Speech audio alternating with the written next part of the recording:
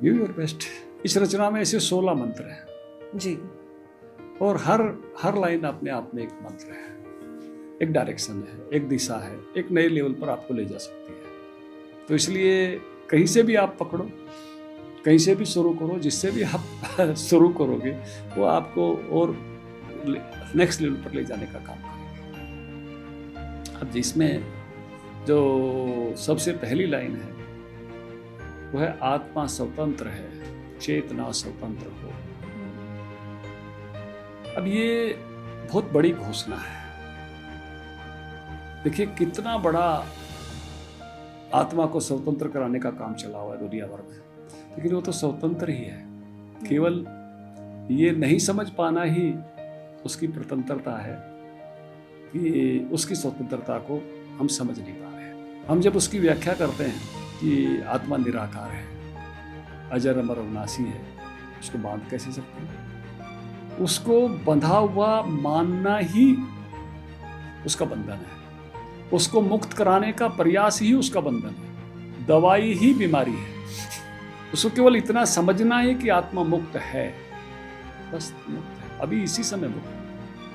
ये तो कितने ही वर्षों के प्रयासों से भी शायद आप उसको मुक्त नहीं करा पाओ, क्योंकि आपकी मान्यता ऐसे ही बंधन में है। वो आपकी मान्यता से ही मुक्त है। या मति सो गति, ये प्राचीन कहावत है।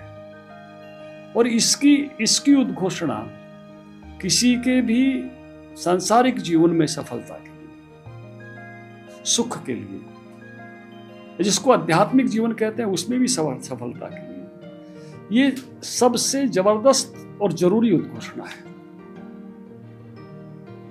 आप सवाल कर सकते हो कि क्यों? क्योंकि मुक्ति हमारी आत्मा का मूल स्वभाव है। इसलिए सभी जितने भी हमारे रचनाएं हैं, शास्त्र हैं, वाङ्मय है, सारा का सारा वो आत्मा की मुक्ति की बात करता है। हमको भगवान नहीं चाहिए। हमारे इन प्रार्थनाओं में, हमारी पूजाओं में हमको मुक्ति चाहिए। भगवान से भी हमको मुक्ति चाहिए। बिल्कुल। हम भगवान से भगवान को नहीं मांगते, मुक्त कर दे, भगवान से मुक्ति मांगते हैं। क्यों? क्योंकि मुक्ति आत्मा का मूल स्वभाव है। और इसलिए आत्मा जिस अस्तित्व पे सवार है उसको भी वो मुक्त रखना चाहती है। वो नहीं चाहती कि वो अस्तित्व कहीं ना कहीं बंधन में आए, परेशानी में आए।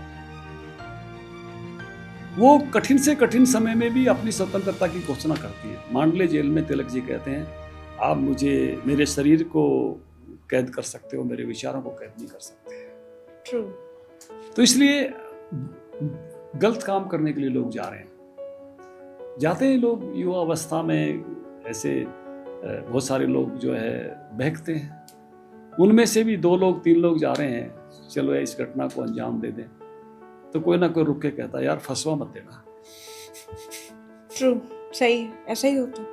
क्यों? क्योंकि मुक्ति हमारा मूल स्वभाव है, स्वतंत्रता हमारा मूल स्वभाव है। हमको सफलता चाहिए, मुक्ति की कीमत पर नहीं चाहिए। हाँ, हमको सफलता और मुक्ति बढ़ाने के लिए चाहिए।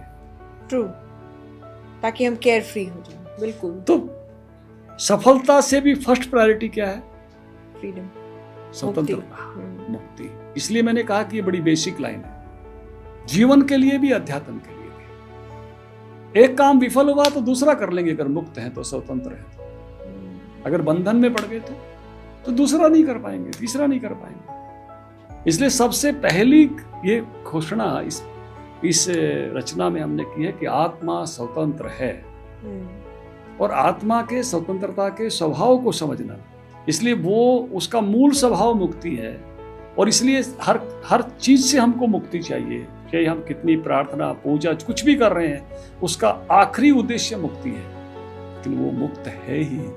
ये अगर समझ लिया, बहुत इंपॉर्टेंट बात तो है। उसी समय से आप शायद, अगर आपने समझ लिया तो यही हल्का महसूस करोगे, वो मुक्त है।